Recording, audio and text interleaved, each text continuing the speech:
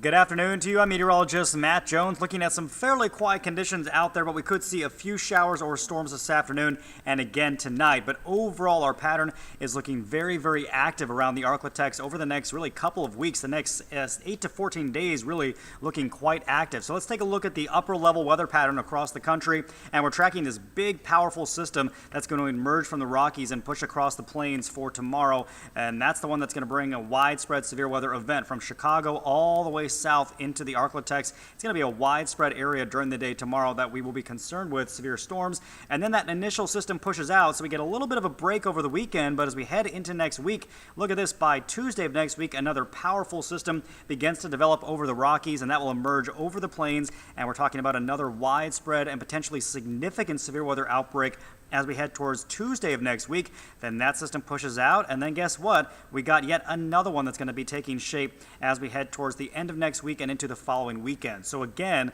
the next 6 to 10, maybe as long as the next 14 days, looking quite active for the region. Several major systems tracking across the central U.S., and this will bring us several rounds of potential severe weather, not only here for the Arklatex, but really for a large portion of the country. So here's our risk for Friday. You can see it's basically along and north of I-20 where you're underneath that slight risk. That's a 2 out of 5 on the scale, but this is just part of a much larger severe weather event. As I mentioned, this extends all the way north into southern portions of Wisconsin, and where you see some of the red bullseyes there across Illinois and portions of Iowa, also portions of the Mid-South near Memphis, Tennessee. Those are the two spots that we're most concerned about strong tornadoes here for Friday, and that threat does extend all the way down into our area, although we are kind of on the far southern fringe, the tail end of that. So here locally, we are concerned about damaging winds. That's going to be the primary concern. Could see some winds up to about 60 miles an hour on Friday afternoon. We could see a little bit of small hail with some of those storms, maybe some quarter-size hail with a few of the stronger storms, and the threat of a few isolated tornadoes. But overall, as I mentioned, the greater threat is going to stay just off to our north.